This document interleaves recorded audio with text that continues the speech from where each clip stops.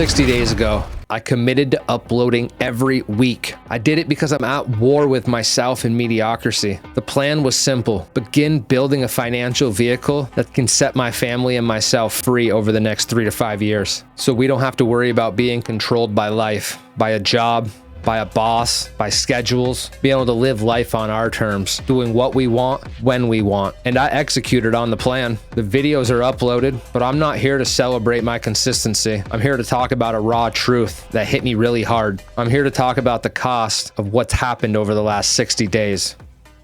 You see, my girlfriend said something to me a few days ago that felt like a punch in the chest. She said that lately, success feels more important to me than anything else. And the truth is, she's not wrong. I'm obsessed. I'm willing to die on this mountain, striving for the best version of myself, achieving my goals in life, but at what cost? When she said this to me, it forced me to take a deeper look into how I've been living. I might be winning the war on discipline right now, but I'm obviously losing the war at home with my family. Discipline isn't the real issue. I beat laziness. I executed when I didn't want to. I learned, I invested, I implemented on the critical task in front of me. But here's the brutal truth, the lie that I've been telling myself. I've been telling myself that I'm building this for my family, but the reality is I'm actually losing my family in the process. And I'm not saying this as some cute content creator crying. I'm saying it as the man who can admittedly say he's been slipping at home while trying to build something online. We all know what it feels like to slip up at home. We're in the room, but we're not really there. We're nodding, but we're not really listening. We're thinking about what we should be doing next. The task we should be working on, the book we should be reading, the project we should be completing, the next workout, next thumbnail, the next video idea. And this turns into a constant feeling like you're always behind the 8 ball, like I'm always running late. This is a scheduling problem that messes with all of us. Because if the critical tasks aren't done, the head is constantly spinning, haunting you all day. And the haunting then turns into an attitude, turns into resentment, turns into tension, turns into me looking like I'm here, but actually being off somewhere else. And I'll give you an example that still makes me feel sick. A few nights ago, we were sitting down and my girlfriend started talking to me, not yelling, not fighting, just trying to connect. And I hit her with 1 minute, and then I said it again. And then I said it for the 3rd time, because my brain told me what I was doing on my phone was urgent. But the truth is, it wasn't. It wasn't actively building my legacy in that moment. I was feeding my addiction. And when I finally looked up, that little moment was all gone. That's the part that most people don't want to talk about. It's not the grinding that steals your presence and the tiny pieces until one day you realize that you've been living with the people that you love, but you haven't actually been spending any time with them.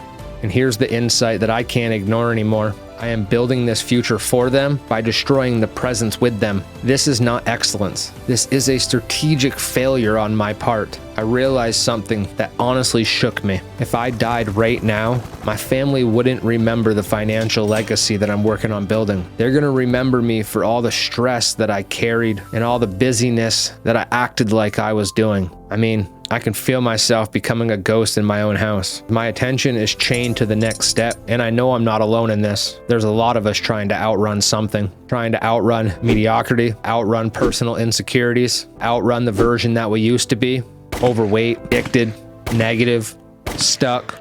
And I've been there. I've spent years of my life fighting with obesity, addiction, and substance abuse. And I used to think that the work was a cure. Like if I stayed busy enough, it would all fix itself. Disciplined enough, productive enough. But here's the truth.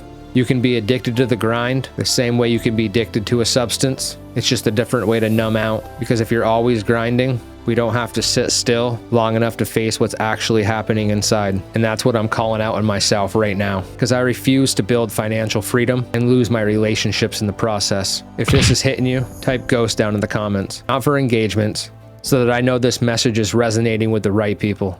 For the new protocol, I'm not quitting, but I am changing my tactics. I refuse to let hustle be the excuse for slipping up as a dad, for being a lousy partner, for being an emotionally absent man. Here's the adjustment.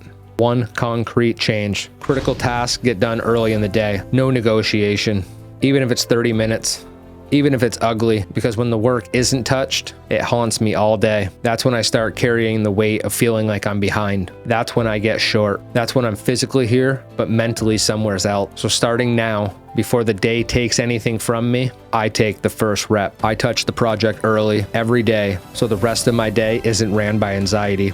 And I'm not saying I have this solved and all figured out. This is me correcting the strategy in real time, because I'm not willing to pay for success with my relationships. I'm willing to work, I'm willing to sacrifice, but I'm not willing to climb this mountain to reach the top to be all alone.